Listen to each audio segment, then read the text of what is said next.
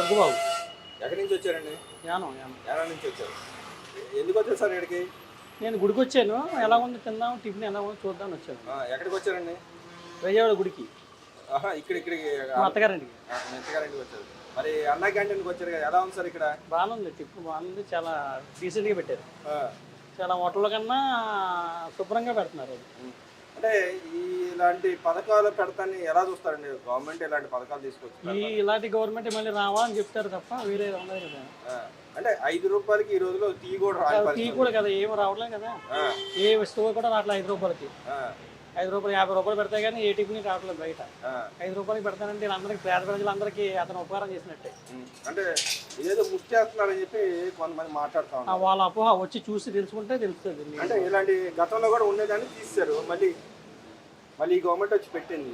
అంటే నిజంగానే ఉపయోగపడే పథకాలు పెడితే తప్పు. ఉపయోగపడే పథకాలు పెట్టడం వల్ల తప్పు లేకుండా గవర్నమెంట్ మళ్ళీ నెక్స్ట్ ఇయర్ కూడా తర్వాత కూడా వీళ్ళ ఫామ్ చేయాలి. అంటే మరి మామూలుగా అయితే సుప్రీంకోర్టు చెబుతాను ఉచితాలు ఇవ్వద్దు అని చెప్తా ఉంది. మరి ఇలాంటి పథకాలు 5 రూపాయలు లాంటి పథకాలు పెడితే మంచిదేనంటారా కాదండి? మంచిదే. వాళ్ళు లేనంటే వాళ్ళకి ఇలాగ భోజనం అన్నది టిఫిన్ అన్నది పెట్టడం వల్ల వాళ్ళ యొక్క ఉపాధికి వాళ్ళ యొక్క కడుపు నిండా భోజనం పెడదామని తృప్తి ఉంటారు. ఏ దేవాలయానికి వెళ్ళి ఎక్కడ ఇచ్చినా ఏమి ఇచ్చినా ఏమి ఉండదు, ఉపయోగం లేదు. ఇలాంటి వాళ్ళకి ఉపయోగపడితే బాగుంటుంది. అంటే ఇప్పుడు సంక్షేమ పథకం మామూలుగా ఇస్తూ ఉంటారు, పెన్షన్ ఇస్తూ ఉంటారు.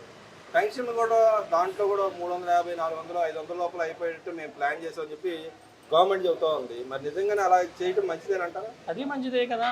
వాళ్ళు లేనంటే వాళ్ళకి అందరికీ ఏదో చెయ్యిలో కొంత డబ్బులు ఉంటాయి, వాళ్ళ ఉపకారంగా తీసుకోవడానికి వాళ్ళు సొంతంగా ఖర్చు పెట్టుకోవడానికి ఉంటాయి. వాళ్ళకి ఏదైనా కొనుక్కోవాలన్నా వాళ్ళకి ఒక చేతిలో డబ్బులన్నీ ఉంటాయి. పిల్లలు చూడడం వాళ్ళు ఉంటారు, పిల్లలు చూసిన వాళ్ళు ఉంటారు, వాళ్ళంటే వాళ్ళకి ఉపయోగపడుతుంది కదా ఇది. అంటే ఇప్పుడు ఇలాంటి ఇంకా పెట్టాలంటారా? పిల్లలకి గవర్నమెంట్ పెడితేనే మనకి వెనకాల ఉన్న లేనటి వాళ్ళు ఎలాగ ఉన్నదని తెలుసుకుంటారు. పక్క రాష్ట్రాలు కూడా తెలుసుకుంటున్నాయి కదా. ఇలా చేయడం వల్ల అన్న క్యాంటీన్ ఎలా పెట్టడం వల్ల పక్క రాష్ట్రాలు తెలుసుకుంటాయి. మాకు యానంలో ఉంది ₹1 భోజన పథకం అని చెప్పి మల్లాడి కృష్ణ గారు పెట్టారు. అది కూడా అంతే, ఇలాగే ఎలా చేస్తారు వాళ్ళు. అంటే గవర్నమెంట్ ఇలాంటి పథకాలు తీసుకోవడం వల్ల ఉపయోగం ఏంటంటారు? గవర్నమెంట్కి లబ్ధి పొందడానికి వాళ్ళ యొక్క గవర్నమెంట్ మీద వాళ్ళ మొక్కు చూపించుకోవడానికి వాళ్ళకి అభివృద్ధిని ఎలాగుందని చాటుకోవడానికి తెలుస్తుంది ఇలాంటి పథకాలు. మరి ఉచితంగా బియ్యం కూడా ఇస్తున్నారు కదా, కిలో బియ్యం పథకం ఇస్తున్నారు, అలాంటివి ఇస్తున్నారు. అలాంటప్పుడు ఇలాంటి పెడతాం ఉపయోగం లేదనేది కొంతమంది వాదన. లేదు అలాగే పెట్టడం వల్ల లేని వాళ్ళకి 2 పూట్ల భోజనం చేయడానికి ఇలాంటి ఎట్లకి ఉపయోగపడుతుంది కదా. అంటే బియ్యం ఇస్తాం, 5 కేజీలు బియ్యం ఇస్తాం, నెలకి సరిపోతాయి కదా అని మాట్లాడుతున్నారు కదా. అయ్యేం సరిపోతాయి, ఎటువంటి సరిపోయి కదా. 5 కేజీలు బియ్యం వాళ్ళకి సరిపోతాయి. అంటే గతంలో ఇంకో పథకాలు ఇచ్చారు, కొంత నూనె, కొంత పప్పు, కొంత ఫ్రీగా ఇచ్చే పరిస్థితి ఉండేది. ఇప్పుడు ఇవ్వలేని పరిస్థితి గవర్నమెంట్ కూడా మా వల్ల కాదని చెప్పి వాళ్ళంతా అప్పు చేసి గవర్నమెంట్ లేసి వెళ్ళిపోయారు. ఇలాంటి వెళ్ళిపెట్టి ఏది ఇలాంటి భోజనం గట్రా ఇలాంటి పెట్టుకుంటే వాళ్ళకి బాగుంటుందని చెప్పి వెళ్ళిపోయారు, మళ్ళీ స్టార్ట్ చేశారు. అంటే మీరు చూస్తుంటే మీరు చుట్టుపక్కల మీ యానం కాబట్టి మీ చుట్టుపక్కల మాలో కూడా మాట్లాడుతూ ఉంటారు కదా, ఏం చెప్తూ ఉంటారు గవర్నమెంట్ పరిపాలన గురించి, ఏం చెప్తూ ఉంటారు వాళ్ళు? గవర్నమెంట్ పథకాలు ఏమి ఉపయోగపడవు, ఇవన్నీ వేస్ట్ అని చెప్తుంటారు వాళ్ళు. కానీ ఇలాంటివి పెట్టడం వల్ల లేని వాళ్ళు బాగుంటారని చెప్పి చెప్తాం. అంటే రాబోయే రోజులు ఎవరికి ఇస్తారని పక్కన అనుకుంటారండి? వీళ్ళు చేయాలి, ఎందుకంటే వీళ్ళు చేస్తే పరిపాలన బాగుంటుంది. వాళ్ళు చేసింది ఏం పరిపాలన ఎక్కడ కనపడలే, అభివృద్ధి కనపడలేదు. అంటే దోచుకోవడం అలాంటి అంటే వాళ్ళ అపోహ అంతే. వచ్చి చూసి తెలుసుకుంటే తెలుస్తుంది. అంటే దోచుకోవడానికి అవకాశం ఉందంటారా? అసలు దోచుకునే అవకాశం ఎక్కడ కనబడుతుంది? ఎక్కడ ఉంది, ఏముంది దోచుకోవడం దీంట్లో? మరి కంపెనీలు చేస్తా ఉంటున్నారు, కంపెనీలు తేవడం వల్ల నిరుద్యోగం వాళ్ళకి అందరికీ ఉపాధి పొందినట్టు ఉంటుంది. వీళ్ళందరూ మన ఆంధ్రాలో ఉన్న వాళ్ళకి పక్క రాష్ట్రాలకు వెళ్ళి దూర ప్రాంతాలకు వెళ్ళి పని చేసుకోవాల్సి వస్తుంది. అదే తేవడం వల్ల కంపెనీలు ఇక్కడ ఉన్న పిల్లలకి అందరికీ ఉపాధి కలుగుతుంది. దానివల్ల గవర్నమెంట్ చేసిన పని ఇదే. ఇలాంటివి చేయడం వల్ల పిల్లలందరూ ఎక్కడ ఉన్న పిల్లలు అక్కడ ఉంటారు, తల్లిదండ్రులు చూసుకోవడానికి అందరికీ ఉపకారం. అంటే పెట్టుబడి తీసుకోవడం ఈ గవర్నమెంట్కి ఎందుకు సాధ్యం అవుతుంది అనుకుంటున్నారు?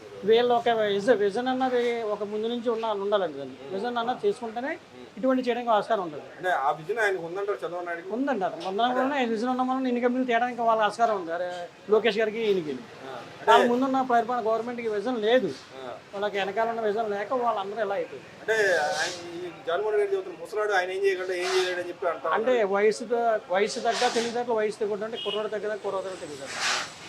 అంటే మరి ఈయన 60 ఏళ్ళు అనగానే 70 ఏళ్ళు, 60 ఏళ్ళు ఆడికి 70 ఏళ్ళకి తేడా ఉంటుంది. అంటే తండ్రి దగ్గర నుంచి నేర్చుకోవాలనే విధానం అతని దగ్గర ఉంది. ఏదో తండ్రి దగ్గర వచ్చింది లోకేష్ నేర్చుకుంటున్నాడు.